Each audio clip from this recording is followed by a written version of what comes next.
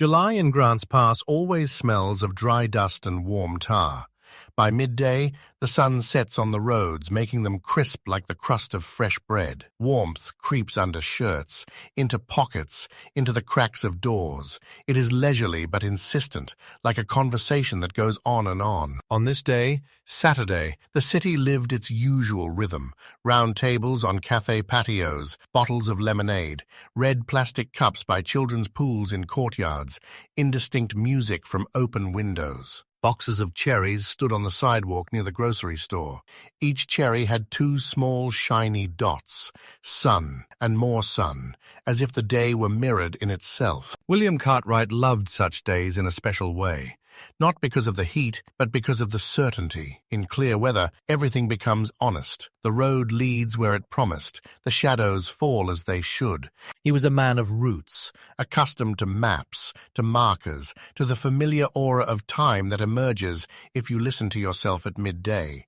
In his car, his Oldsmobile grey, blue with slightly worn chrome, he always kept two objects, a folding map of Josephine and Jackson counties and a tiny white cloth napkin with which he cleaned the glass of his watch. The watch was a different gift, not the same, simple, silver, unadorned, the face of a drawing with thin black divisions. He was used to looking at them not in a hurry, but as confirmation of the plan. 2:15, departure. 2:40, gas station at the crossroads. 3:05, exit to the river beach. Then, back and at 5, home. At 5:45, preparation. At 6, at the club, at that very blue sign with white letters, where Anna's party is today. Anna sat nearby, stretching out her legs, which already wanted to run faster than a car. Her thin sandals left a dusty trail when she ran out into the street in the morning, but now she was simply fiddling with the strap of her bag, striped, with threads shimmering in the sun. She didn't like watches for their seriousness, but she loved time in her own way, like the flicker of a firefly in the evening, like the rising laughter when music makes you feel lighter. And yet today, there was that calm in her voice that comes with home, father, and predictability nearby. "You'll be back by 6, right?" He smiled, the way those who are used to keeping their promises smile. There was no heroism in this smile, only a knowingness of his roots. His hands settled on the steering wheel. The car responded with a soft hum, the fan pumping hot air into the cabin. William glanced at his watch. It was just a movement of his eyes and nodded. By 6. Anna smiled, and in that word she encapsulated everything that mattered to her, that his face would be the first thing she saw as she exited, and his hand briefly raised in greeting, and the way he leaned slightly when he listened. Words in such moments are not signs, but knots that bind the day. "Mind you're not late," she added. The club was located at an intersection, where the shadows of the chestnut trees cast patches on the asphalt like islands in children's books. William peered intently at the sign, a habit he'd always had, checking the address, spotting chair legs through the glass, taking in the surroundings. Everything was as usual, the colorful balloons, the girl at the entrance with a paper list, the letters scattering in the sun like confetti. The car pulled up to the curb and stopped, the engine warming up gently, as if it too was taking a brief break. "Okay," he said. "You have until 6. I'll be on time." Anna nodded quickly, almost weightlessly. She was already leaving, and her movement was as light as a twig that has broken away from a tree and doesn't immediately realize it's in mid-air. William turned the key and turned off the engine, lest the words be lost in the noise. He wanted this 6 to sound to her as it always did, not like an empty promise, but like a coordinate on a map you could hold in your hands. She turned, leaned her hand against the door and said, "Okay," and in this simplicity was everything. Home, and their usual summer, and the smell of the carpet in the living room where the books lay, and the sound of the refrigerator which never stopped, like the background music of their life. He drove off. Roads are the poetry of those who don't write poetry. They can relieve tension if you drive them smoothly, following the logic of the road. William turned on the radio, and the thin voice of a local anchorman wafted over the speaker, talking about the heat, the river, the fisherman who had caught a pike the size of a child. Today, He laughed, not believing it. The car glided through the shade of the chestnut trees, then back into the light, back into the shadows, like Morse code, but no message other than, "The day goes on." William's hand rested confidently but relaxed on the steering wheel. His shoulder caught the warm currents of air. Occasionally, he touched the dial with his fingers, not to check the time, but to physically feel the presence of his roots, the way some people touch their pockets to check if their keys are there. He had to stop at the store. Ice, lemon, a can of coffee, a trifle, but he liked to prepare little things for the evening, the little things that added up to a cozy atmosphere. Glasses in a row, clean, the ice clinking, not because of the guests, there would be none today, but because of the very weight of the heat, which in the evening needed to be slightly tempered. The store greeted him with dim, air-conditioned cool air, the smell of floor wax and sweet bottled water, arranged on pallets so evenly as if they were exact copies of each other. Ice in a red plastic bag, lemons, yellow, shining even in the shade, coffee, a can that would last for a week. He calculated the time. 2:40, store, 2:55, leave, 3:05. If you turn onto the old bridge, it all added up.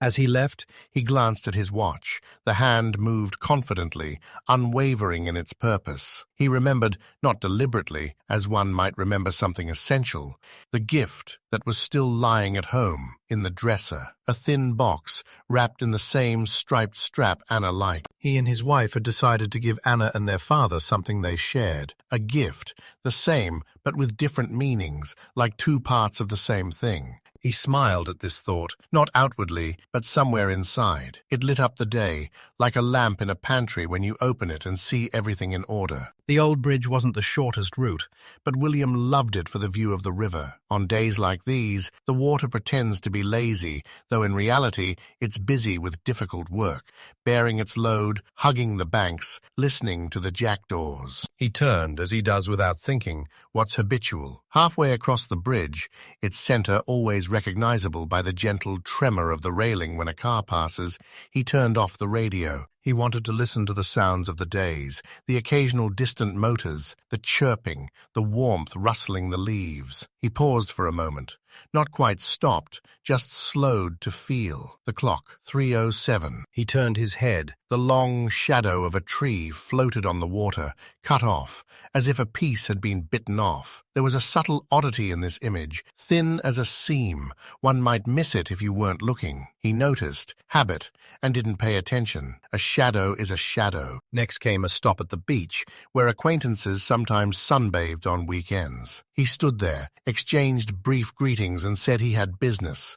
Be at the club by 6. The words were like pocket stones, heavy but reliable. He watched the boy launch a small paper boat, slapped it in the water with his palm, and the boat sank, leaving ripples. 6, William repeated. Times of day aren't just numbers. They become a habit of the body. He turned back. The drive into town was short but warm, like a short story. At the exit, he glanced at his watch again, not with anxiety, but with ritual. 3:46. Visually, the shadows had thickened, as if someone had tightened them like a screw. The day moves in such small things.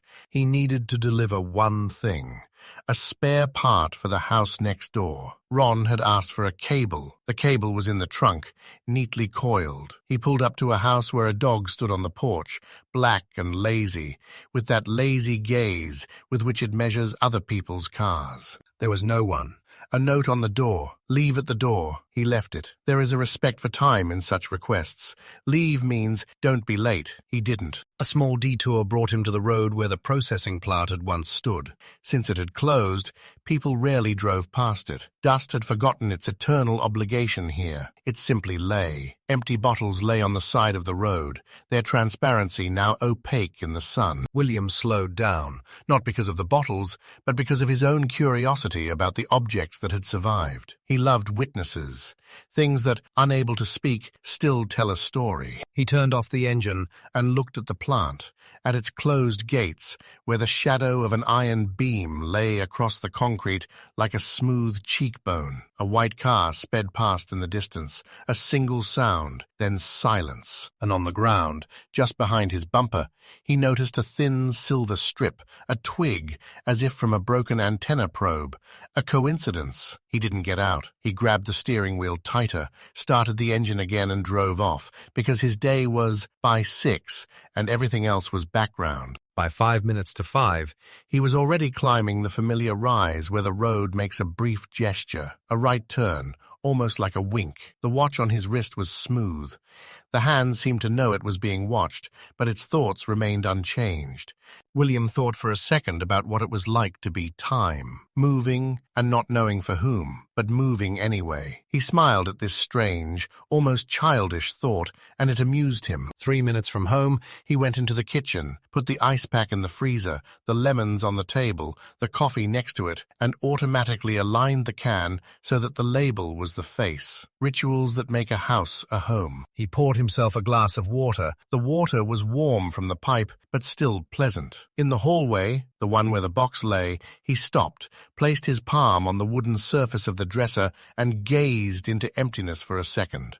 Not to think, just to be. Then, the car again, the key, the door. The house responded with a familiar sound, as if to say, yes, everything is as usual. He drove out. The road to the club, 2 turns, 1 traffic light, and that same sign. In the city, people had become a little faster, as always happens on Saturdays late in the afternoon, a rush to get one person before the next. William kept his distance, not because he was afraid, but because he loved the purity of movement, when the trajectory didn't catch. At 5:50, he was already on the long straight, where the sunlight made the road markings white, almost blinding. He repeated, by 6, to himself again, like a short prayer, not for someone to hear, but for the day to hear. July makes the sky thin. It seems if you lift your hand, you can touch the blue, and it will be warm. He was almost there, stopped at a red light where they sold newspapers on the corner. The man in the cap looked up, saw William and nodded, a hello for those who see each other once a week. William nodded back. On the back seat lay a map of the counties, folded into a neat envelope. He could find any necessary fold by touch. This knowledge always comforted him. The light turned green, and the car moved smoothly forward. A white bird flew across the street, just below the power lines, its wings cutting through the air with invisible confidence. At 5:57, he turned onto the street where the club was, where the shadows from the chestnut trees again made spots. He saw the sign. He saw people at the door. He glanced at his watch. The hand was between 5:58 and 5:59. He shifted his body slightly forward, as he always did in the last few meters, when he simply needed to keep it level. At that moment, a small silver glint caught his eye, not on the road, but in the air, like a reflection off glass somewhere on the opposite side.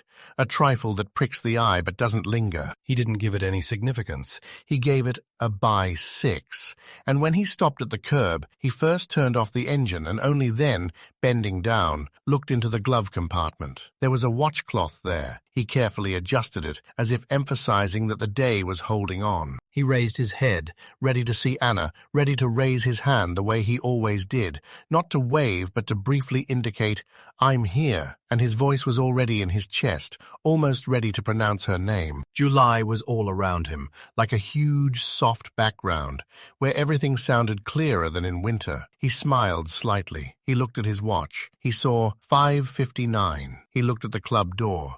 The door seemed to tremble slightly from someone's movement, but it was merely the shadow of a tree. For a second, everything seemed to stop, not because anything special had happened, but because July has a way of casting a transparent pause over the day when the air pretends to be glass. This pause stood between William and the second hand, and he felt, not a thought, but a sensation, that the world was preparing to take another ordinary step. He prepared for this step along with it, by 6. That second was pure. It stretched out like a thread, not breaking, just longer than usual. There was no alarm, no signs, no inscriptions. There was only the route of a man who always keeps his word, and the point on the map he was heading to. He inhaled familiarly and exhaled familiarly. He placed his hand on the doorknob to open it, familiarly. He looked at the road, then at the shadow, then at his watch, familiarly. 6 hadn't arrived yet, but it was about 2. July did its usual thing at that moment.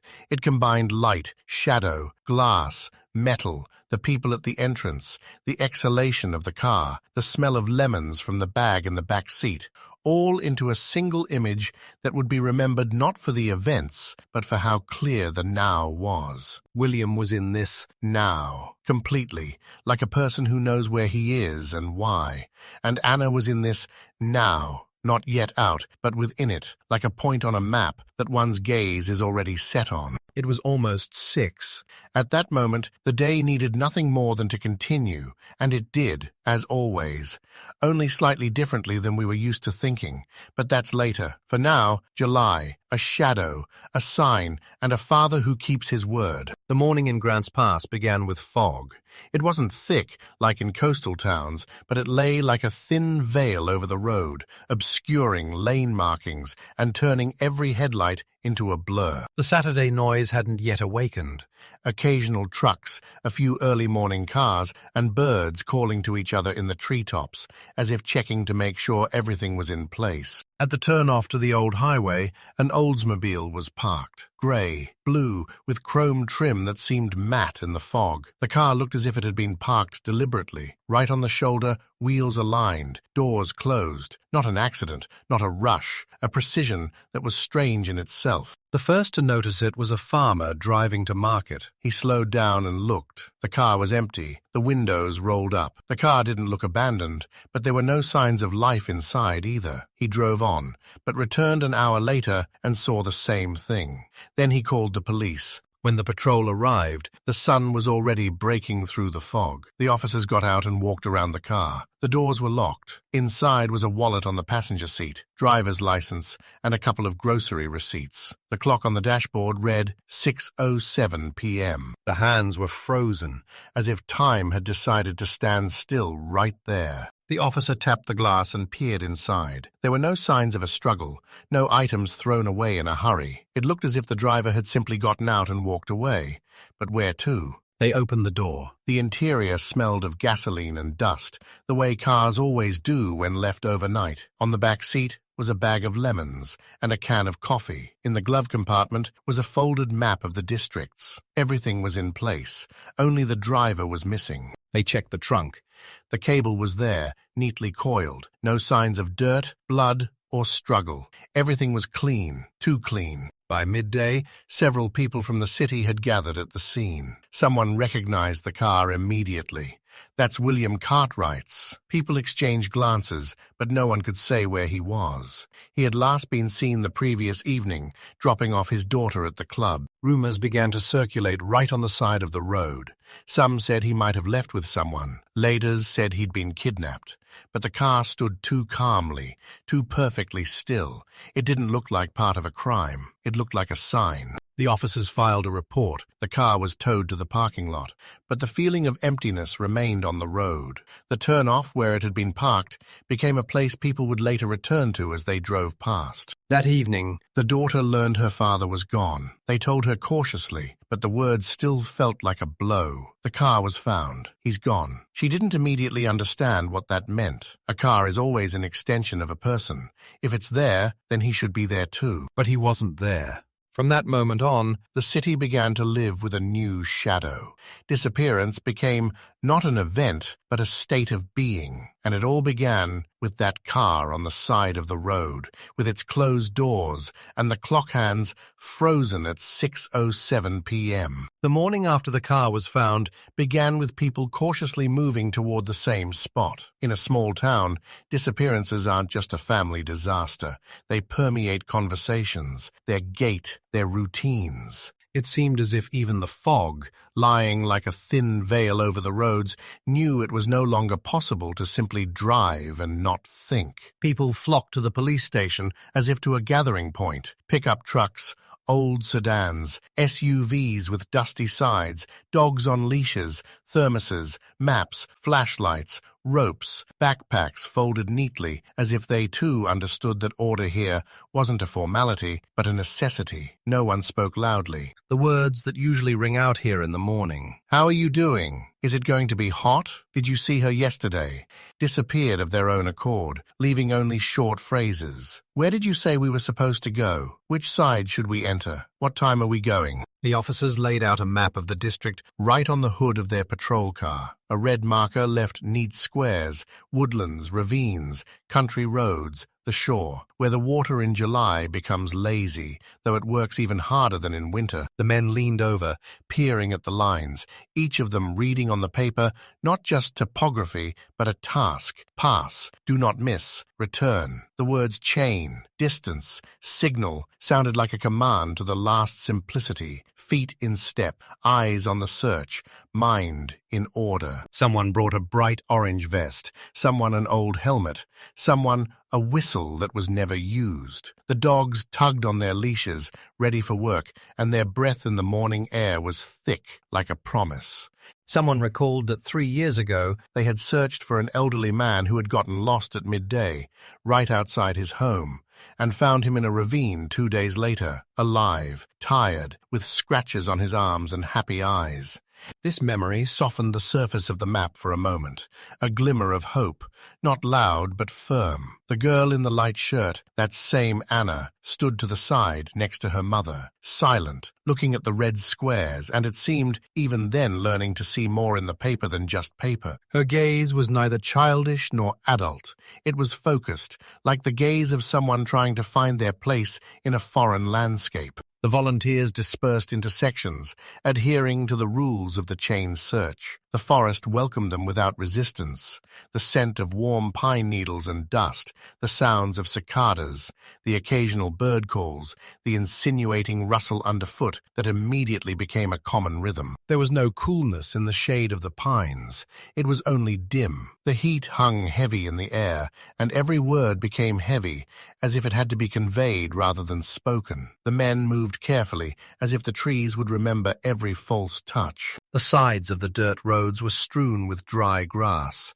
Careless steps broke it with a soft crunch. Section after section, the chains passed, leaving behind invisible lines, traces that no one but them could see, but which were later colored red on the map. We're here too. It's clear here. The dogs worked like clockwork, needing no winding. They sniffed the ground, paused, caught the sense of something alien, a fox, an old deer trail, the fires of yesteryear, and then moved on again. Several times, one of the dogs stopped at a boulder, raised its head, and looked at its owner as if to ask what exactly it was looking for, an object or a person. The owner stroked its neck, said a short, "Looking," and they moved on. The volunteers, who didn't have dogs, searched with their eyes and listened to the ground, as if it might answer. In such searches, hearing becomes part of sight. You hear emptiness, and in your head it appears as a square without people. By midday, the day had become heavy, like a short story told too long. People leaped over ravines, looking at the clay walls, at the traces of old watercourses, at the trash that nature had already accepted, making it part of its pattern. A plastic lid trying to become stone, a rusty can trying to become bark. And all they saw was the ghost of a human presence, but not that person. Every time someone found an object, the chains slowed. A glass's strap, not theirs. A button, someone else's. A cigarette butt. There are hundreds of them here. Objects found in such places always have the illusion of emptiness. They think they are the answer, but they are just names without meaning. By evening, the volunteers were returning to the area where the map stood. Their steps were no longer ragged, but economical. The body knows how to walk when it's tired. On the hood of the patrol car, a red marker continued to draw squares. Checked. The officer wrote in a log in neat letters. North Slope, nothing. Riverbank, nothing. Old Quarry, nothing. The word nothing in such matters speaks louder than something. It doesn't just close the area, it opens the question. People put their water bottles in the shade to cool again, sat on the curb, on boxes, on the hoods of their cars, and their gaze, directed at a single point on the map, was the same, tired and insistent at the same time. In that gaze, there is always a quiet plea. Let tomorrow yield at least one clue. On the second day, the lines again entered the forest, but along different lines. The heat hadn't gone away. The air hung low, like a curtain on a stage that had never been raised. Anna and her mother returned to the site. Anna stood closer, looking at the map, and in her head it seemed its own arrows, its own paths, its own assumptions were already forming. She didn't ask questions. She drew them inside herself, like thin pencil lines. If you drive 3 minutes from the turnoff, where does the slope begin? If you walk 20 steps from the side of the road, which bush will your gaze stop on? If in July the river's stream diverted slightly to the left, what could have gotten there beforehand? They didn't ask her questions. She was a child, but her silence spoke something to those who knew how to listen. It pained her mother to see this concentration, but she knew. Now it was the only thing that gave her daughter the feeling that she, too, was doing something. On the third day, the dogs began to lie down on the ground, their tongues hanging out, exhausted by the heat. Their gaze, honest, like that of someone tired and thirsty for water, was understandable without words. People sat on logs, drank from plastic bottles, and their shoulders took on that characteristic droop that comes from watching hope turn not into despair, but into tenacity. We'll go on again tomorrow. One volunteer thought he heard a thin metallic clang from the road, like someone dropping a spoon on a stone. The chains stopped. They listened, but the sound was not repeated. The forest is like memory. It sometimes gives birth to the smells and sounds of past years, then takes them back without explanation. On the fourth day, an object was found, an old lighter, peeling, with rust on its ribbed wheel. They carefully picked it up, like a trace that might be important, brought it to the station, placed it on the hood, and someone said, "It looks like the one he had." But someone quickly came along with a more precise memory. No, William had a different one, silver, without paint. The lighter was set aside, and it became a quiet symbol of those days, an object that explains nothing. Symbols in such stories are often more useful than facts. They give people something to hold in their hands while the facts are absent. The evenings at the station grew cooler, but no easier. The officers discussed areas they could still explore. Someone suggested a deeper quarry, someone else the banks where the bushes were thickest, someone else an old bridge where the roar of the water could drown out any traces. The guard log grew, and each new line was like a thin scratch on the surface of a quiet day. People went home, not because they wanted to finish, but because they had to. July nights are not suitable for searching in areas where it's easy to slip. They promised themselves and each other tomorrow again. And this tomorrow became part of the city, like the bus schedule, like the opening hours of a bakery, like Sunday church. Everyone knew that tomorrow would come again. Anna barely spoke these days.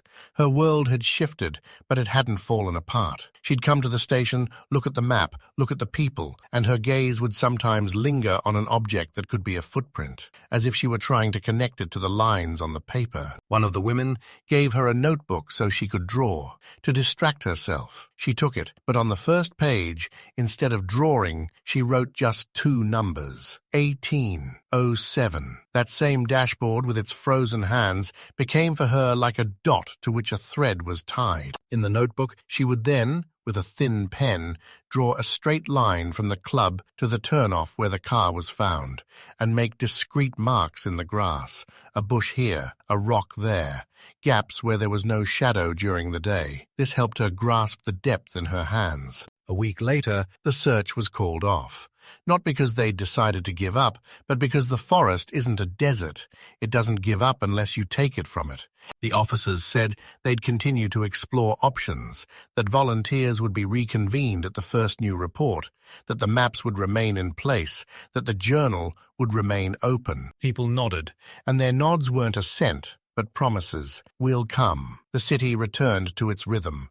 Bakery in the morning, grocery store in the afternoon, movies in the evening. But the disappearance had become part of that rhythm, as if the familiar heartbeat had been supplemented by another, one you couldn't hear, but could feel. The car, parked neatly by the side of the road, became not a household object in this new life, but a symbol. Photos of it were kept in a file by the local police officer, copies were kept by the local newspaper editor, and another set was kept by the family. In the photos, the car always seemed out of place in the frame, too perfect to be a trace. It stood where it was placed, and with its calm, it undermined any theories that rely on cracks, signs of struggle or chaos. This strange calm gave rise to a tension that would later accompany the entire story. Absences can be neat, that's worse. In evening conversations on the verandas, people asked each other the same questions, only changing the order. Could he have left on his own? Could they have taken him away? Why was the car locked? Why was the wallet inside? Who saw him at 6? There were no answers. There were theories that faded into the night, like conversations around a campfire, vivid while the fire burns, but invisible in the morning. A woman in the store said, "He promised his daughter at 6, and this 6 became a strange marker of time in this whole story.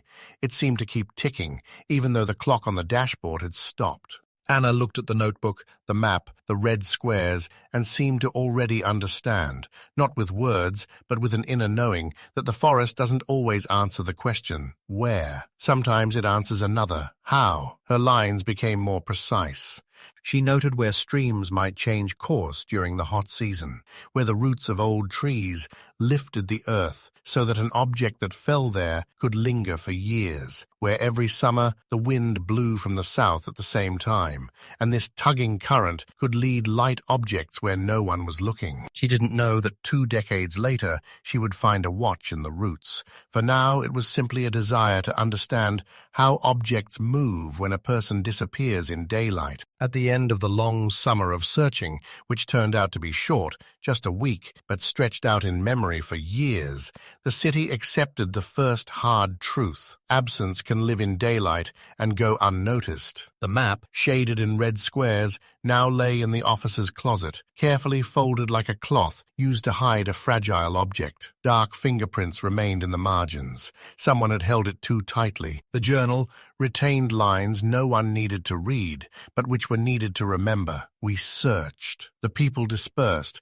The dogs fell asleep by the doorsteps. The thermoses emptied. The streetlights went out. But a quiet habit remained in the city. In every July heat, recalling one route, from the club to the turnoff where the car was parked, and asking one question, a question that can't be drawn on a map. What happened between 5:59 and 1807? Grants Pass has a way of living its life in a way that's only noticeable to those who grew up there. Morning bakeries where the smell of dough takes over at 6, grocery stores where you hear the same "How can I help you?" from different people, pastes for old wood, lemonades on ice, and conversations that take their time ending. William's disappearance didn't re-register this rhythm, didn't stop it. It entered inside, like an invisible thread in fabric, and from that moment on, every song on the local radio, every rustle of a shadow by the roadside, every calendar cross on the wall, was read with a hidden question. The town continued to live,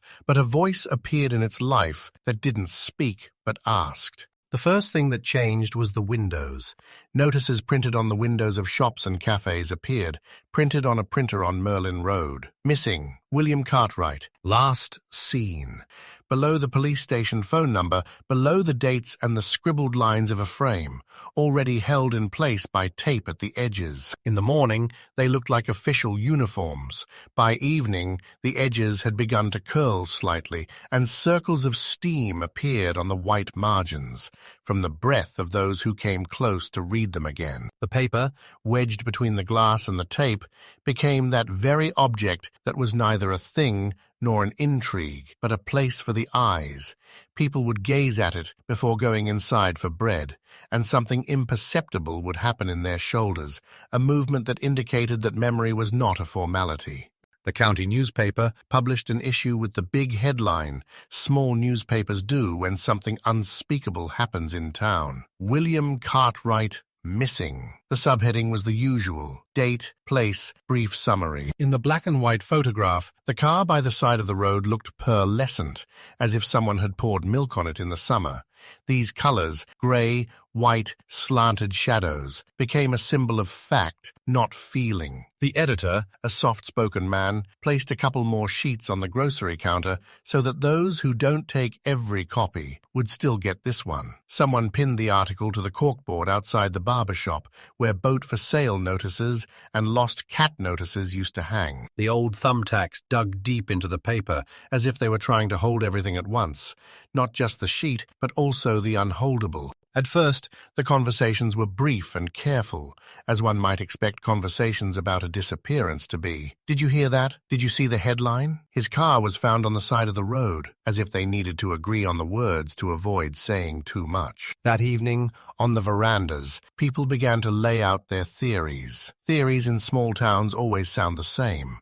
They don't accuse, they test. Could he have left on his own? They answer. No, he's not that kind of guy. Why would he? He has a daughter.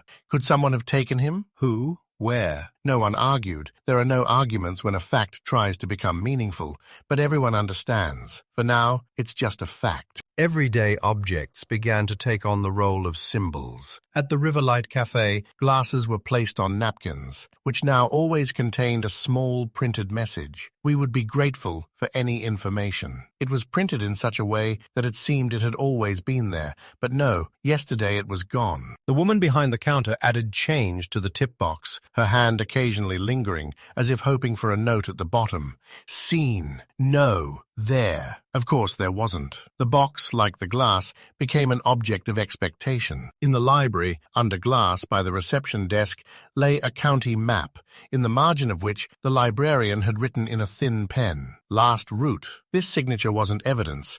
It was the library's way of participating in life. The map as text, the text as a way to remember. The seventh day passed like the repair of an old door, noise, banging, the smell of paint, and the feeling that everything must improve because the two halves would be made whole again. People began to notice that the last glance had appeared in familiar places. At the gas station, the old man who broke off a piece of newspaper every morning stopped doing so and instead began buying whole ones. "Someone has to buy," he said, and no one objected. On the corner where they sell strawberries in the summer, the saleswoman began straightening the sign on the glass every morning, and this straightening became part of her work as naturally as washing the counter. At the radio station, the host repeated the station number 3 more times that day and stopped joking altogether. Jokes, as we know, are not fighters in such matters. They are weak on the road. The spot where the car was found became not a place, but a moment in time. Driving past, people slowed down not to look. There was nothing to look at. Everything was clean, neat, without drama, but to give this spot a chance to be read. A short habit developed. Glance there, breathe into the upper chest, 2 seconds of silently thinking how, when, why, and then pedal on, and the city, and business, and evenings, and July. The officer legally hung a sign by the road with the case number. The numbers on it looked like any numbers in the world, confident, without emotion. These numbers made a turn, a legitimate participant in history. Now this is not just a road, it is a place that has been given a name, a case. Other objects, quite mundane, took on the whisper. In William's house, the refrigerator and clock grew quieter, not because someone turned them off, but because the sounds of the house became one step closer to the audible. When silence appears in life, everyday noise rises as a background, not as an irritation.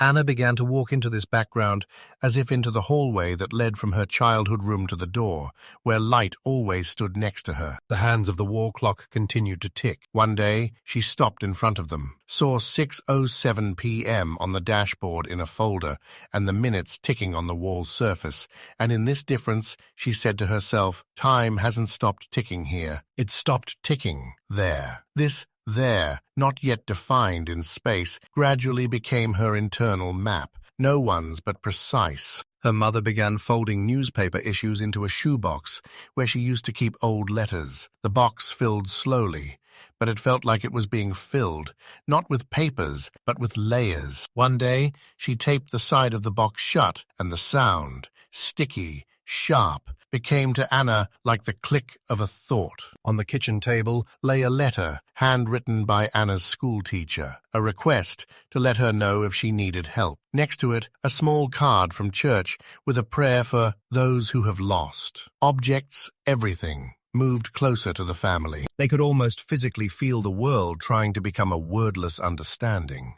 Notes appeared on the station's bulletin board, short as notes jotted down on the run. Saw a grey car on the bridge at 3:10.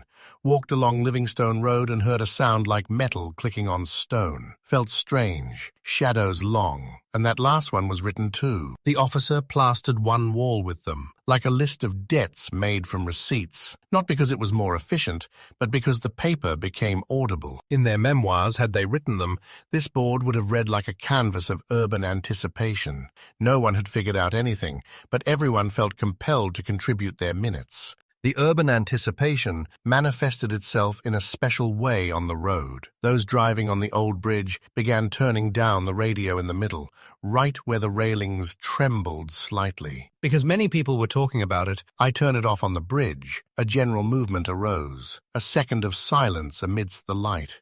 These small rituals always began spontaneously, unannounced. When there were many of them, they became urban time. On the corners, the chestnut trees in the evenings left their mark in patches resembling archipelagos on a map. People stood in these patches, not lingering long, as if understanding that in anticipation they should not suffer, but rather hold the weight of their lives in their hands, and simply looked along the street. Their posture had something of the air of field service. No pathos, no panic, just standing still. In this new state, where each minute couldn't be said but could be, Anna began drawing routes on paper at home. Her notebook became hostage to lines, from the club to the turnoff, from the turnoff to the bridge, from the bridge to the return, to the yard where the lemons lay in a bag on the back seat. She wrote dates in tiny letters, drew minutes in tiny numerals, and this wasn't just the mathematics of time, but an attempt to hold the earth in place. These sheets weren't necessary as evidence.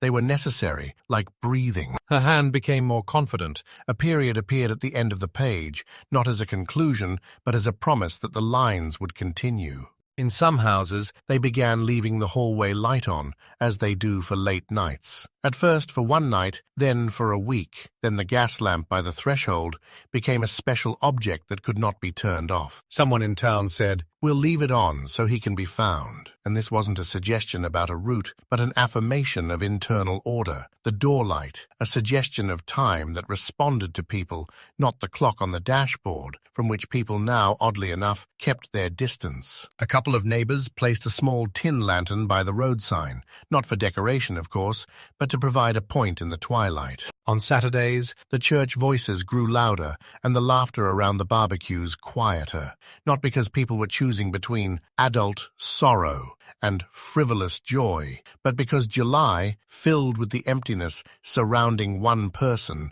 had rebalanced the balance. Anticipation always thickens the air. Laughter doesn't fade, it quickens. The strawberry vendor laughed louder than usual, and no one considered it inappropriate. The city knows how to hold two feelings side by side. It's one of its rare, true competencies, to wait and to live. The way to wait here was determined by objects.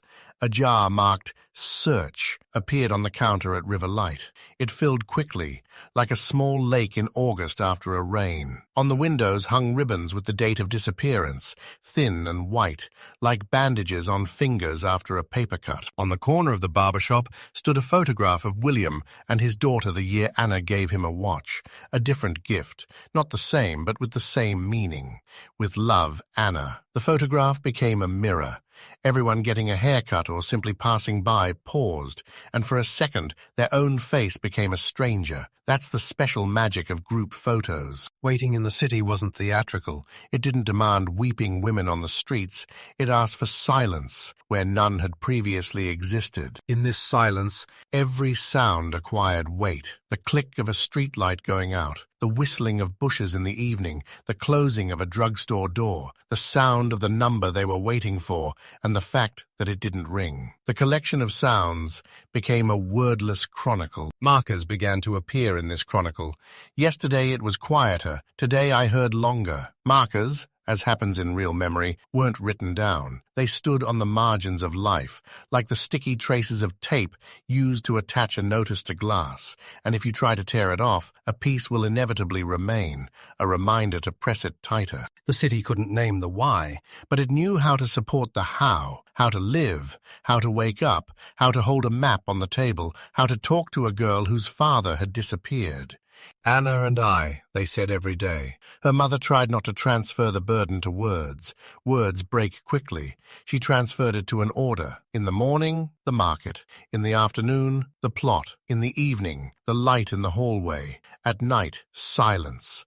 Anna, learning this order, gradually stopped looking for answers in words. She began to notice that the answers always live in things, in a piece of paper with a headline, in glass with tape around the edges, in an old box of newspapers, in a lantern next to a sign, in the hallway light, in a library map where someone carefully signed the last route. This world of objects became her school. It prepared her for the day when a rusty circle would fall from the roots of a tree, and on its back would be a delicate engraving. But that was still a long way off. For now, the city is waiting. July objects and white fields around the text, missing in action, which can absorb air and unspoken questions better than any news. The years after her father's disappearance weren't a straight path for Anna. They were like a map, where the lines don't connect but diverge, leaving empty spaces. In each space lived a silence that couldn't be filled with words. At first, it was the silence in the house, the refrigerator, the clock,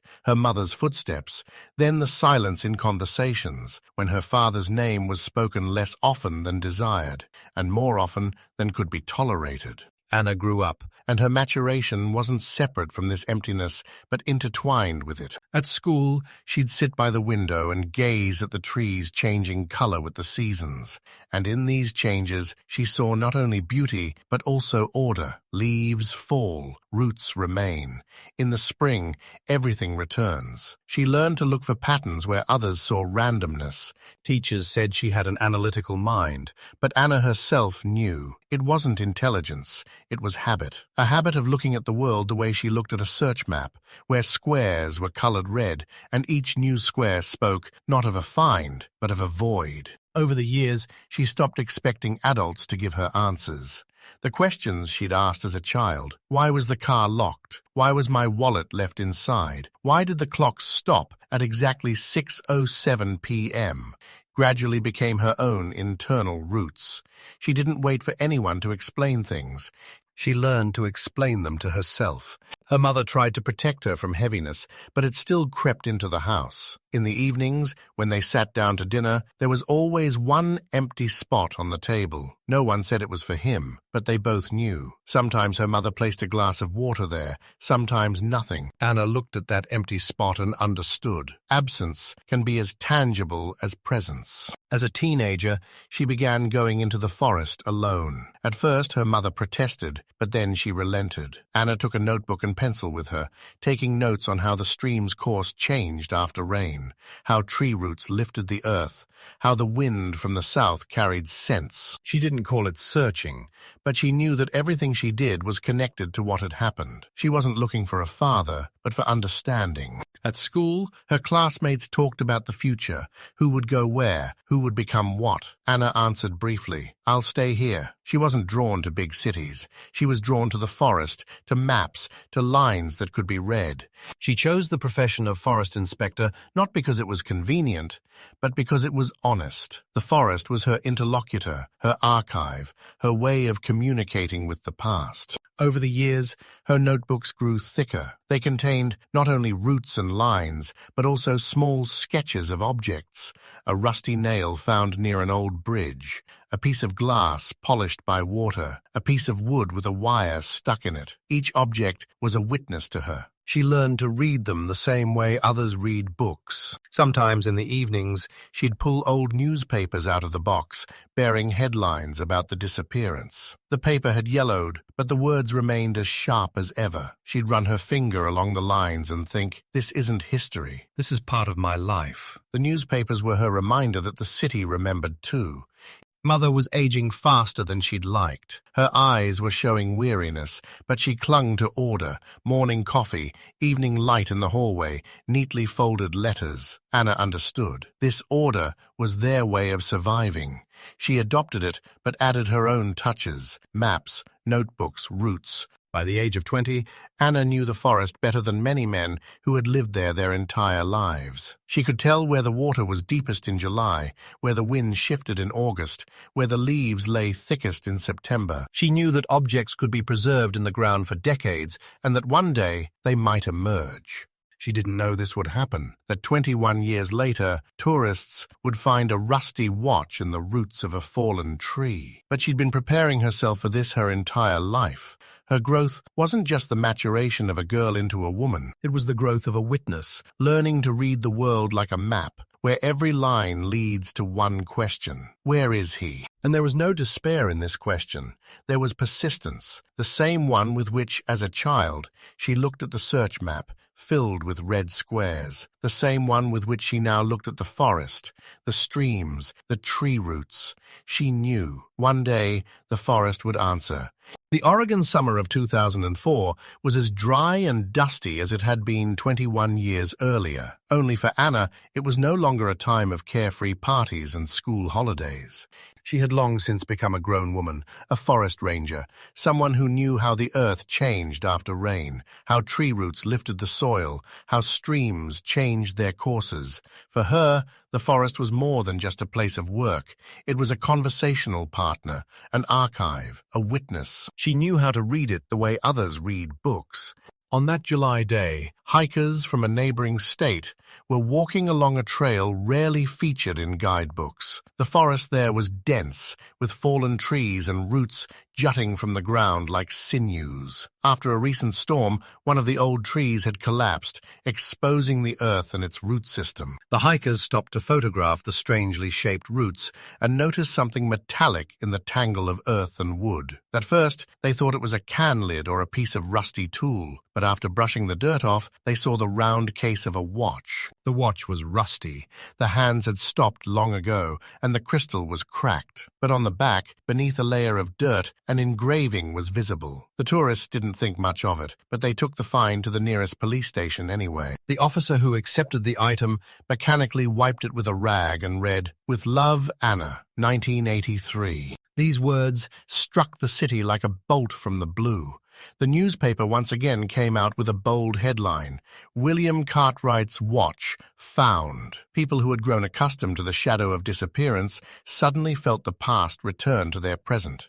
For Anna, it was a moment she'd been preparing for her entire life, though she didn't know it. When they called and told her they'd found the watch, she didn't believe it at first. Then she arrived at the station and saw it on the table. A small, round object, rusty and scarred by time, but still bearing her name. She reached out, touched the case, and in that moment, 21 years vanished. She was once again the girl who had given her father the watch on Father's Day, a few weeks before he went missing. She wasn't crying.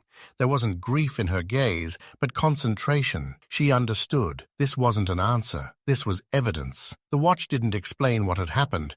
It only confirmed. He was there, in the forest, and something had happened. The town was alive with conversation again. People were discussing how the watch could have ended up in the tree's roots.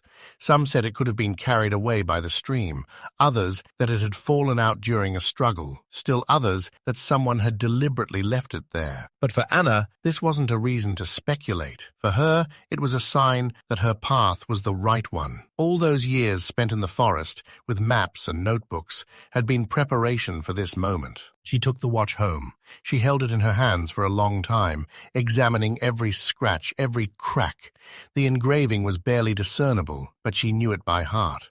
Those words were her own voice from the past, and now they returned to her like an echo that had traveled through the forest for a long time and finally found its way back. She didn't sleep that night. Her watch lay on the table in front of her, her notebooks with maps and notes nearby. She replayed the route over and over in her head. The club, the road, the turn, the car, the forest, and now the watch. The picture was unfolding not into an answer, but into an even more complex question. But this question was hers. The next day, she went into the forest, not to where the watch had been found, but to where the search had once ended. She walked slowly, stopping, looking at the ground, the roots, the streams. The forest was silent, but in that silence she heard more than in words. She knew one day it would answer, and while the town once again debated theories, Anna simply held the watch in her hand.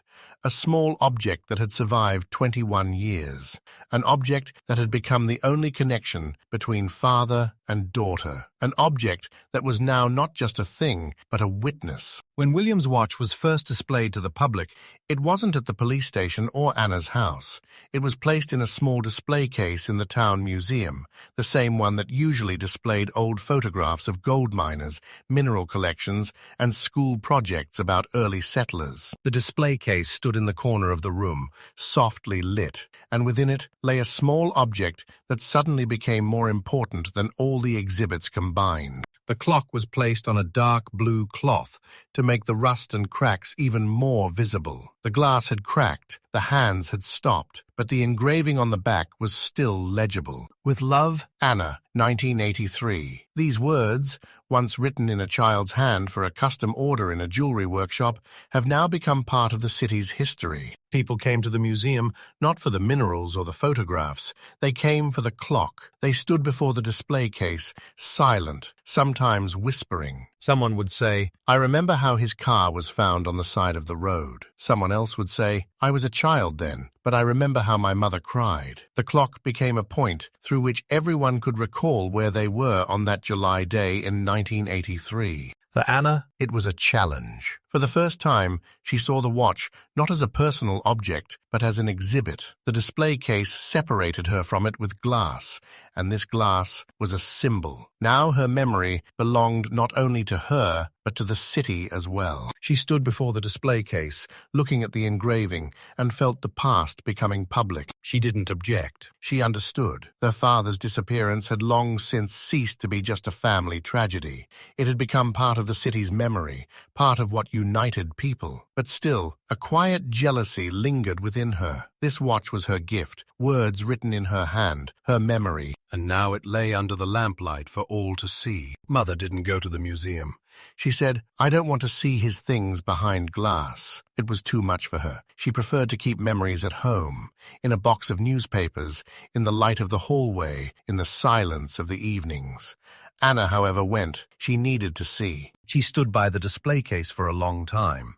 People came and went, but she remained. At one point, the museum curator, an elderly man with a soft voice, approached her. He said, "You know, this clock is now part of the city's history." Anna nodded. "But for you, it's more than history," he added. She nodded again and said nothing more. That evening, when the museum closed, she went outside and walked for a long time through the city. Lights were on in the windows of the houses. People were eating dinner, laughing, watching television. Life went on as usual. But now there was a new center of gravity in this life, a small display case in the museum where the clock lay. The city was alive with conversation again. Cafes were discussing how the watch had been found. Just now, 21 years later, the library hosted an exhibition of old newspapers about the disappearance.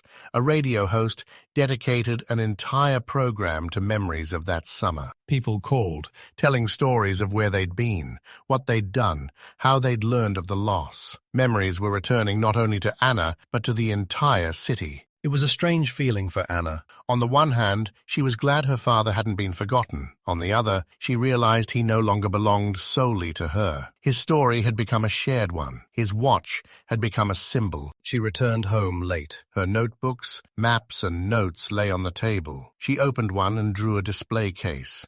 A rectangle. With a circle of a clock inside and a signature next to it. With love, Anna, 1983. She knew that from now on, her life would be divided into two periods, before the clock was found and after. And in this after, she faced a new challenge, not just preserving her memory, but understanding what exactly had happened. The watch returned her to the beginning of her journey, but it didn't provide an answer.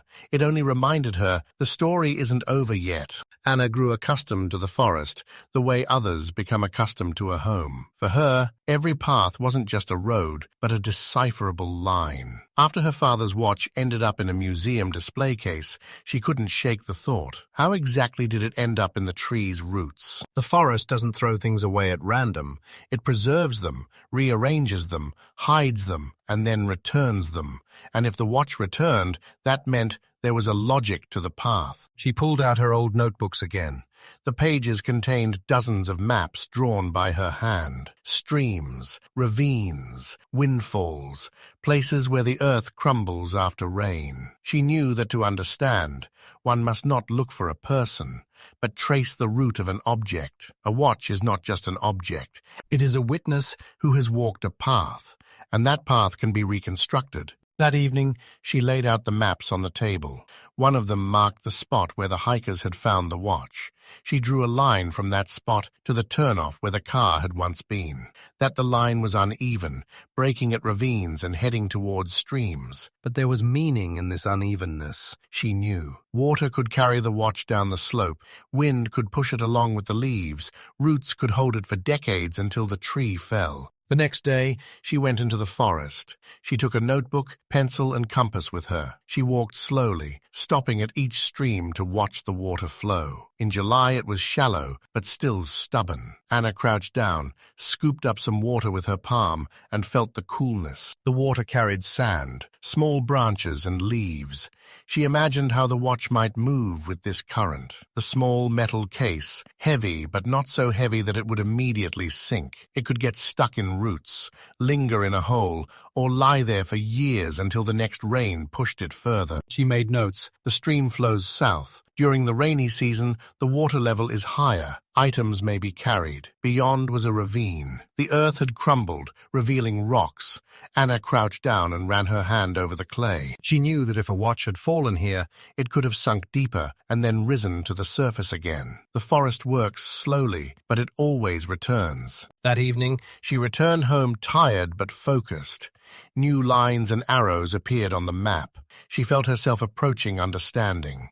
Not an answer, there are no answers in such stories, but an understanding of how objects move when a person disappears. The city continued to live its own life. People discussed the clocks, speculated, but Anna didn't participate in these conversations. She knew. The truth isn't in words. The truth is in the roots, in how water carries objects, how roots hold them, how the wind changes their path. A few days later, she went into the forest again. This time, she took the old search map with her, the one with the squares shaded red. She unfolded it on the hood of the car and looked at the lines that led nowhere, and suddenly she realized they had been looking for a person. What they should have been looking for were objects. A person can disappear, but an object never does. She followed the route again. This time her gaze was different. She looked not at the paths, but at what could delay the hours. Roots, holes, stones. She saw them not as obstacles, but as witnesses. Every root, every stone held a piece of history. As the sun began to set, she stopped by an old tree. Its roots were exposed, the earth around it crumbling. She crouched down and ran her hand over the wood, and in that moment she felt a strange calm. She knew this is exactly what had happened. The clock had been lodged in the roots, lying there for 21 years, until the tree collapsed, and only then did it return. Anna closed her eyes. The image came back to her. Her father, the car by the side of the road, the hands on the dashboard stopped at 6:07 p.m. And now, the clock she'd found in the roots, 2 dots connected by an invisible line. A line she could finally read. She opened her notebook and wrote, "The watch is back. That means my memory is back too." Anna knew that to get closer to understanding, She had to return to where it all began. Not to a museum, not to the forest, but to the road where her father's car was found in July 1983. 21 years had passed, but the turn remained the same. The asphalt, the shoulder, the shade of the chestnut trees, the occasional car driving past without stopping. She arrived there early in the morning, when the sun was just rising, and the light fell softly on the road, without harsh shadows. She parked the car a little further back than where the Oldsmobile had been. She got out, stood, and looked at the side of the road. the ground here was hard. Compacted, with sparse patches of grass. Nothing suggested that the car that would become the beginning of the mystery had once stood here. Anna pulled out a notebook. On the first page was a map drawn by her own hand. A club, a road, a turn, a forest. She ran her finger along the line, as if checking to see if the paper matched reality. Then she closed her eyes and tried to imagine that evening. Her father's car. Neatly parked, the doors locked, his wallet inside. The clock on the dashboard stopped at 6:07 p.m. It looked as if he'd simply walked out and left, but where to? She walked along the road, counting her steps. 20 to the nearest bush, another 30 to the turn. The sun was rising higher, and the shadows were growing shorter. She stopped and looked at the asphalt. In the daylight, disappearing seemed even more impossible. How could a person disappear here, on the open road, in broad daylight? Anna crouched down by the side of the road and ran her hand along the ground. Dust clung to her fingers. She knew there had been no struggle here, no tracks. Everything was too neat, too calm, and it was precisely this calm that was most unsettling. She stood up and walked further, toward the bridge. The railing trembled under her hand as a car passed.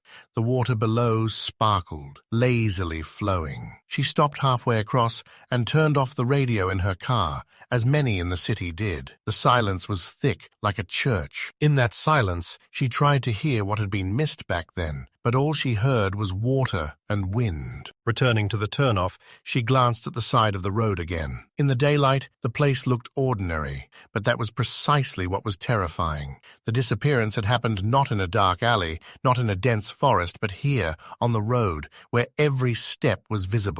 Anna made a note in her notebook. Disappearance in daylight. Car. Witness. Roadside. Silence. She knew it wasn't an answer, but it was an approach. That evening she returned home. She laid out the maps, notebooks, and watch on the table again. She looked at the hands of the clock, which had stopped at 6:07 p.m., and at her notes on the journey. 2 dots, 2 witnesses. Between them, a void. But this void was not darkness, but light. The disappearance had happened Not in the night, but in broad daylight. And that was precisely what made it even more incomprehensible. Anna understood.